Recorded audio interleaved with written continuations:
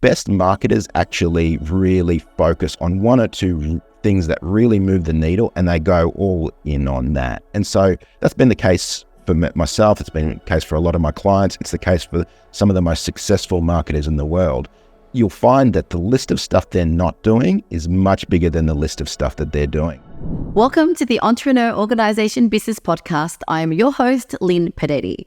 My guest today is Allan Dib from EO Melbourne, who joined EO over 15 years ago and is also the founder of Lean Marketing, a marketing company that assists businesses in developing their in-house marketing capabilities. A rebellious marketer and serial entrepreneur, Allan is also the #1 best-selling author of the One-Page Marketing Plan and his new book, Lean Marketing.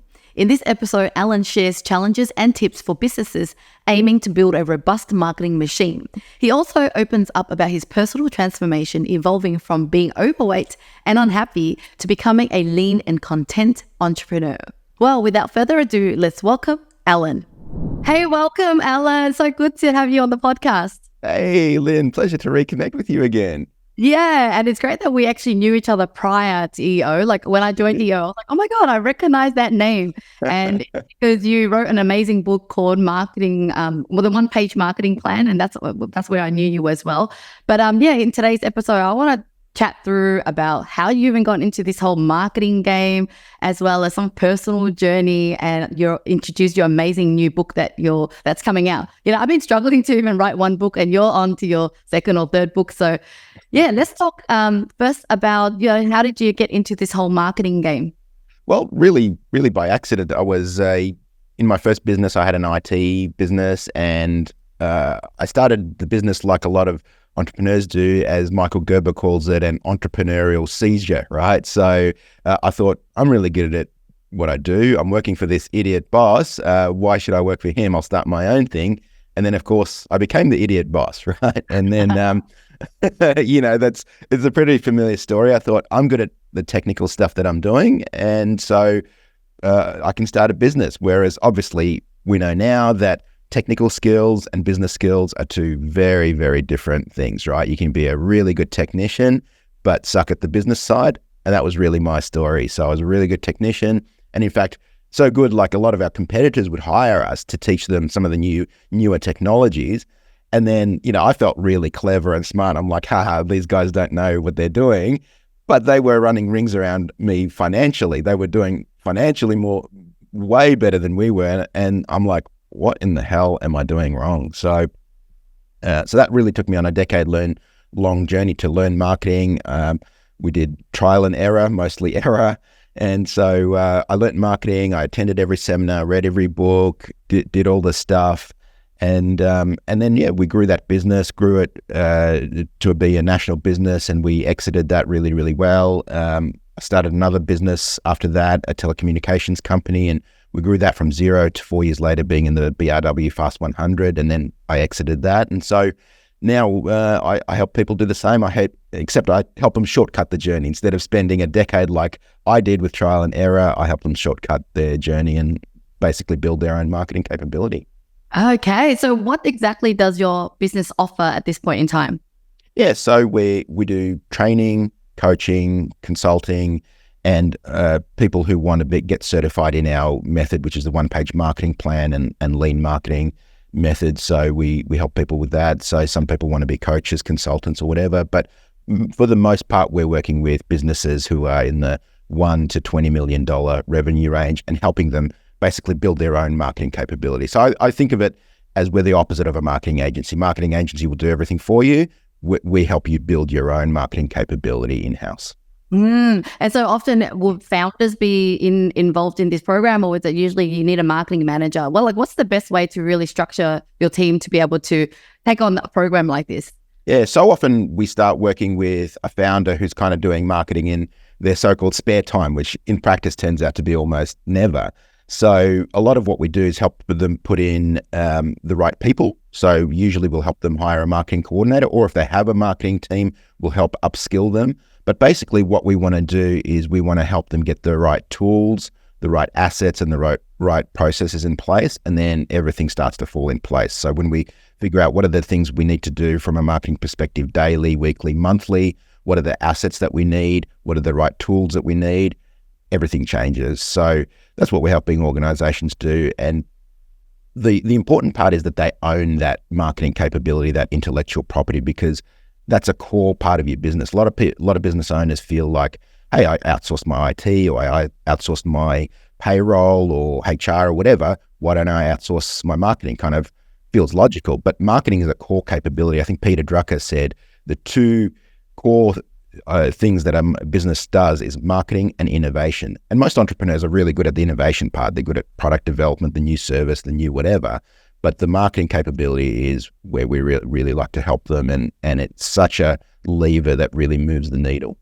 Yeah, I totally agree with you because, when we were outsourcing to agencies, we just always felt like we couldn't control the outcome and it just wasn't right, but we didn't know why. And then, sometimes you really got to get your hands dirty and learn and then build your team so that you can, and marketing's constantly changing, right?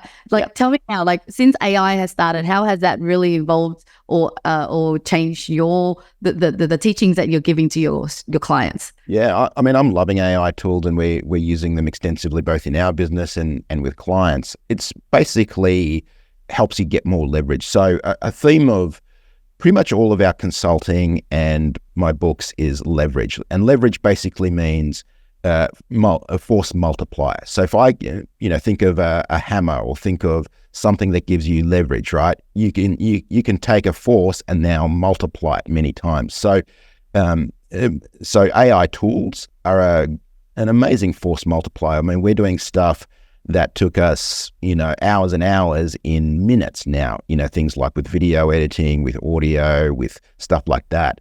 The key is to understand that it's a tool, right? And like any tool, the tool's not actually going to do the job for you. You need to think of it as something that will help augment your abilities and help you be faster, cheaper, leaner, all of those sorts of things. So a lot of people are kind of taking it to the extreme saying, hey, ChatGPT generate all my content or whatever. And, as you and I know, ChatGPT kind of generates pretty mediocre content if you're just going to have it do all the stuff. But it's a very powerful tool if you use it the right way to augment your marketing capabilities and to do things faster, to do research, to help you as a little writing assistant or a research tool or whatever. And we use that extensively. So for yourself, when you were growing your business, what were some of the marketing challenges that you faced or what were things that you had to do to really overcome? And the reason why I'm getting to that is that, for years I avoided building my personal brand or getting onto videos. And I realized that this is probably the best channel for us to really get out there and share our message at the same time promoting our business. So would love to hear on your own journey of what you've had to realize about marketing for yourself. Man, I've had every single challenge, but I think probably the biggest one from a mindset perspective was that people don't buy logically, they buy emotionally. So, and being a tech geek from an engineering background, logic is my, main operating system. Like, if I show you logically that this is better or whatever, you'll buy, right? And of course, that's not right. So I had to learn that people really buy emotionally and then they justify with logic after the fact. And so that touched every area of my marketing and of my life really as well. Like, so, we would have website copy that would be talking about features and benefits and technical jargon and showing why this is better or whatever.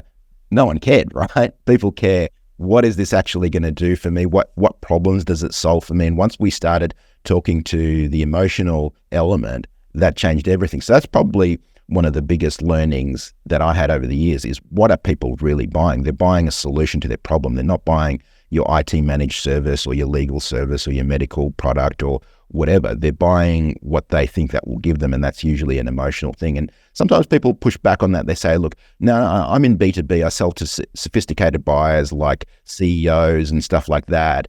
And I'm like, they're the exact same people who are buying emotionally, both in their personal life and their business life. So we're not selling B2B or B2C. We're selling H to H, human to human.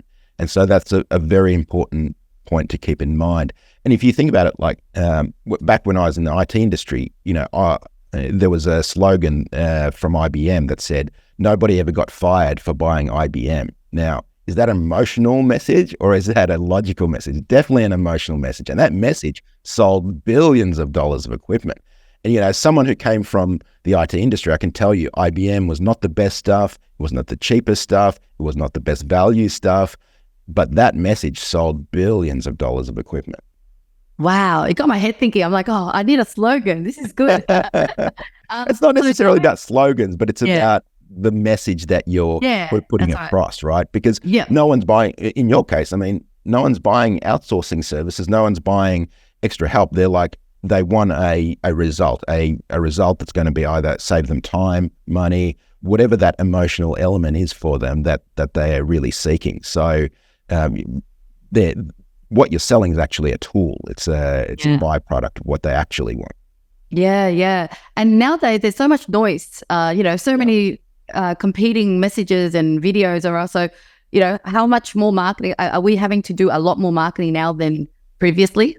That's actually a really good point. My new book is called Lean Marketing, and the subtitle is More Leads, More Profit, Less Marketing. So what I've found is some of the best marketers in the world, and myself included, the list of stuff that we're not doing is far bigger than the list of the stuff that we're doing. And that was a surprising thing to me because, every time you read a book, every time you watch a course or whatever, you're like, all right, now there's 10 extra things on my to-do list that I have to do. But what I found is that the best marketers actually really focus on one or two things that really move the needle, and they go all in on that. And so that's been the case for myself. It's been the case for a lot of my clients. It's the case for some of the most successful marketers in the world.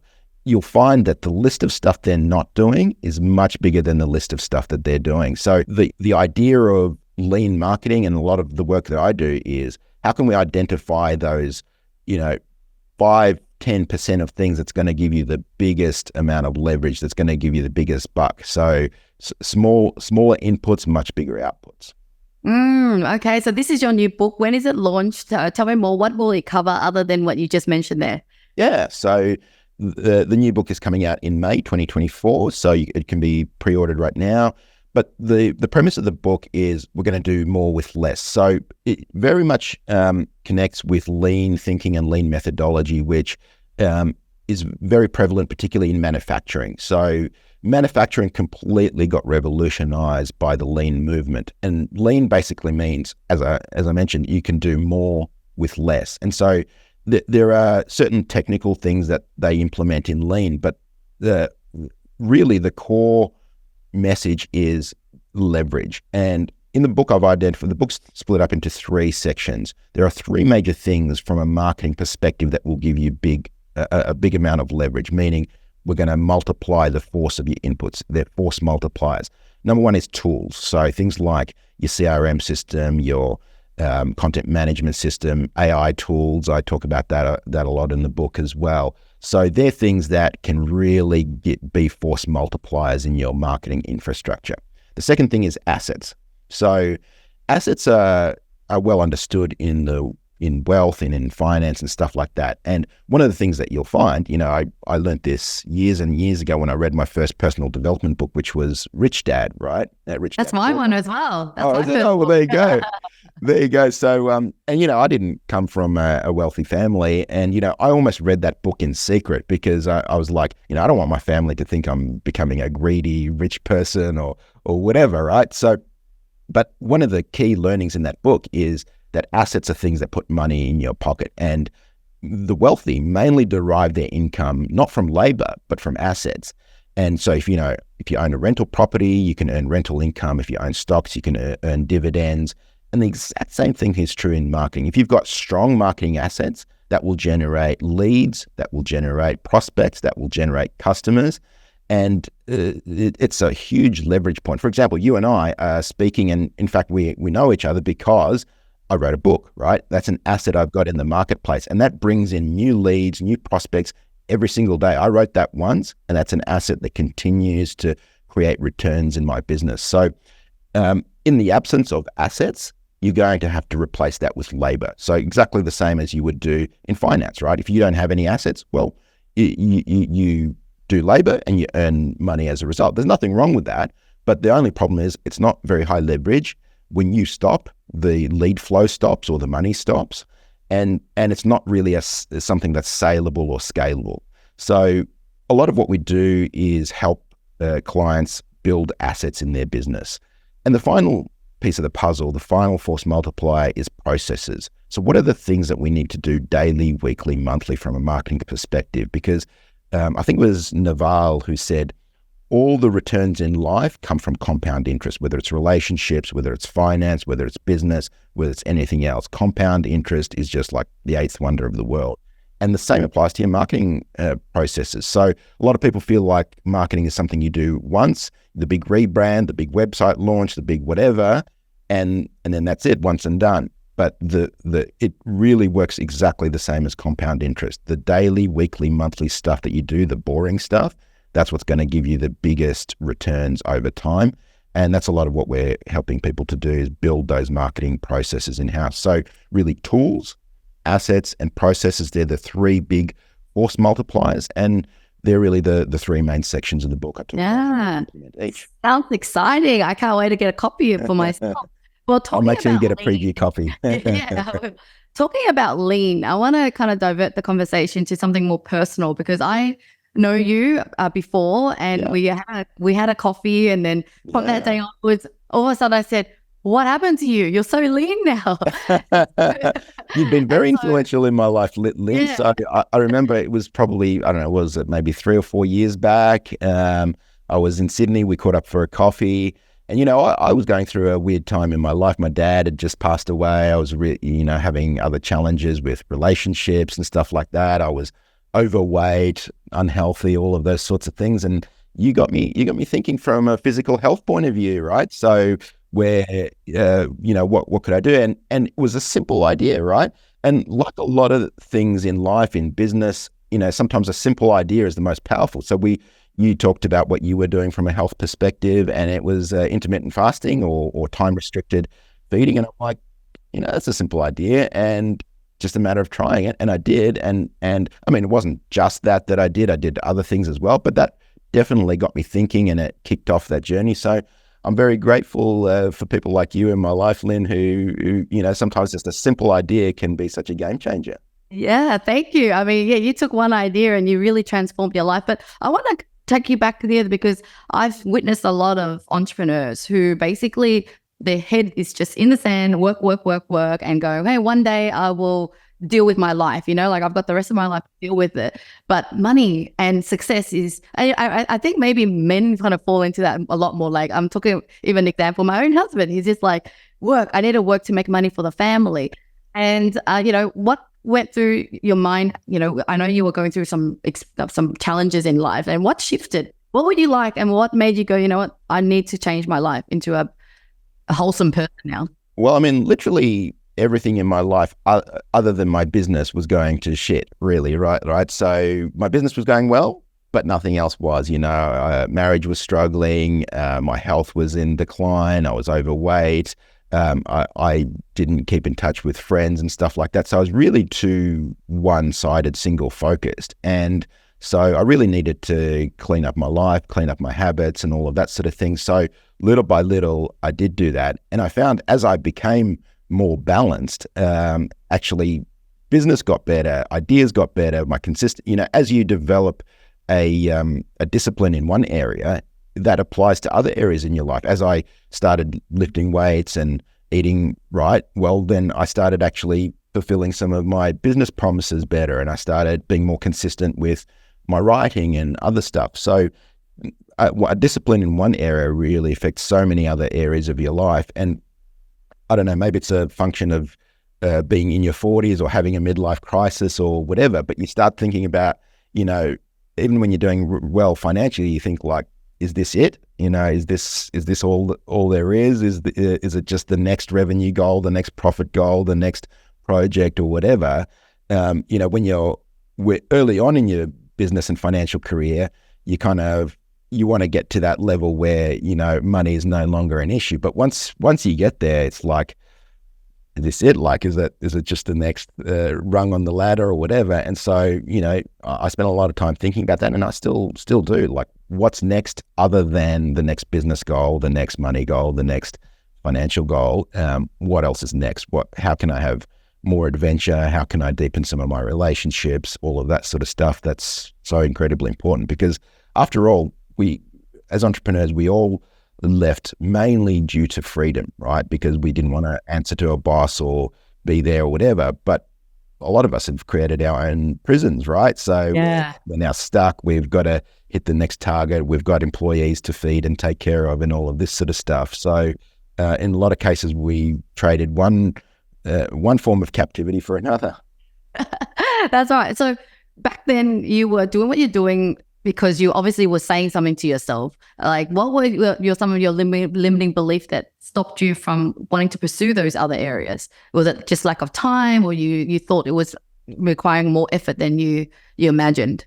It just wasn't honestly, it just wasn't a priority till it got to breaking point. And I find that's if you've ever tried to convince someone to do something that's good for them, that's usually a wasted effort. They've got to convince themselves. They've got to get to a point where it's more painful to continue along the current path than to find a new path. That's been my experience, and that was what happened to me. Like, I got to the point where, hey, it's more painful to continue in my present path. And I could see I was headed for disaster. Like I mentioned, my dad had just passed away. And I looked at a photo of me and my dad, it was maybe a few weeks before he'd passed away.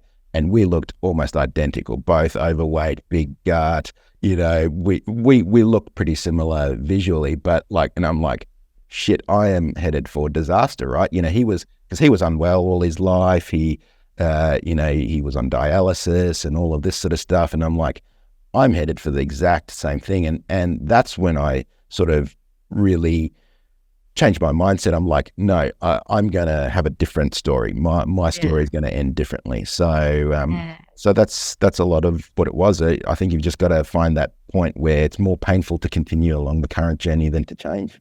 That's really inspiring.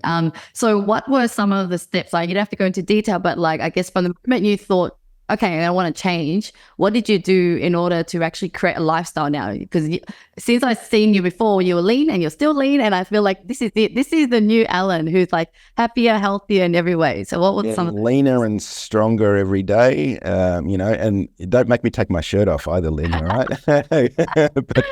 But it's a lot of what I did was, like I said, strike a balance.